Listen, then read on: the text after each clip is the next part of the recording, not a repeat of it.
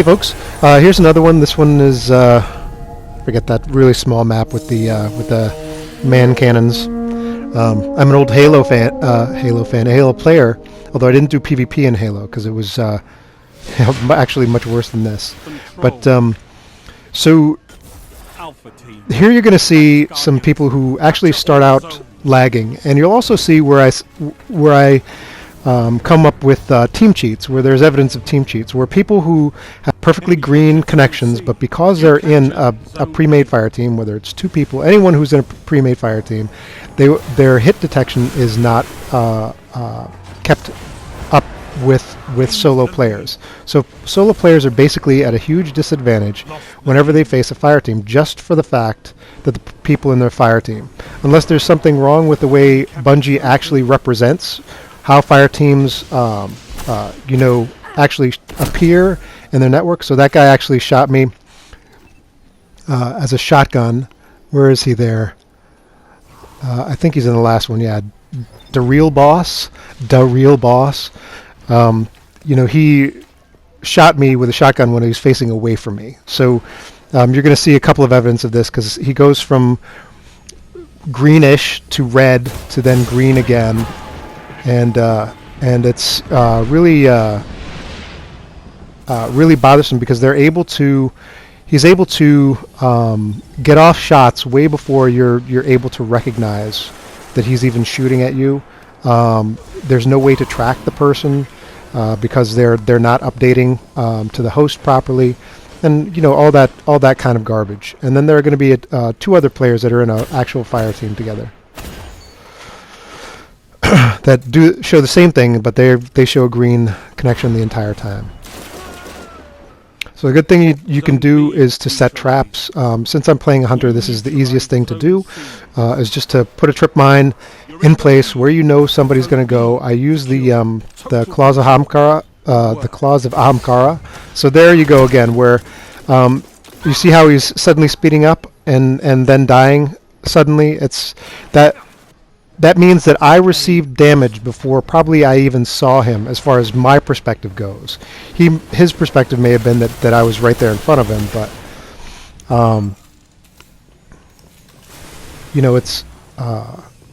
it's that sort of thing that makes it impossible to really improve, because you don't know in any given instance whether your hits are going to be hitting or not, or if how much is it going to count. Here we have somebody else who appeared much closer on radar than they actually were, and another delayed death animation. Later on in this video, you'll see somebody who is one of these same people again, a lagger. So you can see that in roughly 2 hits from an auto rifle from the guy who killed me, I was dead. So I went down to about 5% health. So there's no way to react to somebody like that. There's no way to get into a defensive position, to find cover, whatever it is, because 1, you don't know they're there. 2, you don't know they're shooting you, and then 3, you're left with almost 0 health by the time you are aware of them. So, and we're not talking about me not being situationally aware or not seeing them on radar or something like that. They literally do not appear on radar until they're right next to you. There's no progression, which is the whole point of radar, is to show people progressing towards you. So you'll see that again. This guy dies, kind of and there we have basically everybody now is lagging because the host switched from somebody with a good connection to somebody with a bad connection. And this is something that is intrinsically wrong with the way player versus player goes in Destiny. That the matchmaking server or the physics server would then switch the host to someone who does not have a good connection at all to anyone else. And that this continually happens, right? So this is the importance of connection-based matchmaking. Now there are good arguments and bad arguments for connection-based matchmaking, but let me be very, blunt about it. without connection base, without a high, I guess, priority to connections, then what you're going to see is, now this person was down to almost 0 health, and now they've recovered in, what, 3 seconds, less than 3 seconds. And you won't see it here, but they were jumping around a little bit when they were running. I went down in one shot, one actual hit from their auto rifle. I think it was the what do you call it? Gosh, Doctrine of Passing. They later switched to a Zalo Supercell, but Doctrine of Passing in one shot brought me from 50% to less than 5% health. So it's when you're playing against people like this, what you're doing is if you're actually winning against them, you're actually playing against their lag. You know what I mean? You're not playing against some skill. That's why I love to watch them, teabag or taunt, do a dance over your ghost shell, because there's nothing that they did that took any talent. Beating me because I can't see you isn't an impressive feat, and that's you'll find that a lot in the Crucible. For instance, the real boss. Why would you pick if you're just here to play, the game itself? Why would you pick a name like that, or I killed your mama 7 times? You know what I mean? Look out for those wacky names. XX, player killer XX. Those guys basically they're always going to be the ones who have a bad network and think very highly of their skills, even though their skills are not that great to begin with.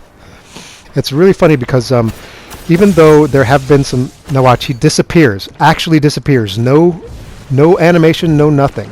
And this person appears in their place, right? So I finished this guy, and then suddenly there's another person right behind me. Even though there was somebody to that side. I shot a shotgun right at them. It was point blank range. While they were meleeing me, it did no damage to them. And I did go through it frame by frame. So it wasn't like it did damage, and then, so that's what happens. That's what should happen when you walk in front of a grenade. It doesn't always happen that way, though. And then this person shows close, but then they're quite a bit further away. It's the same. This is the same stuff. So, I guess the reason why I'm putting these videos up and giving myself this kind of frustration over and over and over again is to show you just how frequently this is a problem. To show you exactly that literally half the team that I play against every single match, minimum half the team, is lagging. And it doesn't matter what kind of matchmaking Destiny does. They talk about how they've improved matchmaking, put in a damage referee, all the rest of that stuff. The people who are doing, who are red barring, are doing just as much damage. And, I love to just wait it out. Oftentimes I'll hit somebody until they're just about to their last health, and then I'll just stop firing at them and wait for them to die from the residual damage. If you're going to play a laggy game against me, expect me to use the Thorn. I'm not gonna. I make no bones about that. I'm not going to be put at a disadvantage by using a Mida multi-tool, hitting somebody 6 times, and then not doing damage to that person. Every single time I hit somebody with a Thorn, I'm able to see the damage. I'm able to watch the residual damage occur. If I don't see residual damage, I keep firing. Find cover and keep firing. But there's really no way for you to, like I said, gauge. So this guy again appears out of nowhere. So he's able to, within about 6 frames, appear in the second ring of radar and have a super done and actually fly past me in that amount of time. Like there's just no way that somebody, certainly not a warlock, can move that fast. Here you'll see. Now I've watched what happens when I look, and suddenly they're dead. Do you see that? That's the kind of advantage that happens. So he got 2 kills out of that, even though he should have been dead before he even shot the rocket. And so there should have been 0 kills that this guy got. That charges his super. I think heavy ammo actually, like grenades, charges your super faster. So you actually get like a big bump in your supercharge when you kill somebody with a heavy ammo. And there are even buffs that can increase that. I think, like helmets or something like that, that can increase that buff. But you play against these people and you don't manage. Yeah, here's that guy again. This is a guy. This is one of the guys that's in a two-person fire team, where there's no way to tell where they are. Right? There's absolutely no way. And then suddenly they're in front of you with a rocket launcher.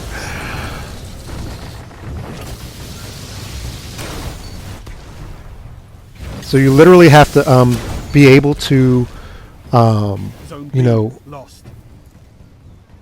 visually identify character models to be able to hit them, because the radar is almost useless in these situations. And they also have to be standing relatively still, so that if, for instance, I've hit people with a golden gun and not had any damage done, and wondered what just happened. It's because they're actually not there. Okay, on to the next video. I'll see you then.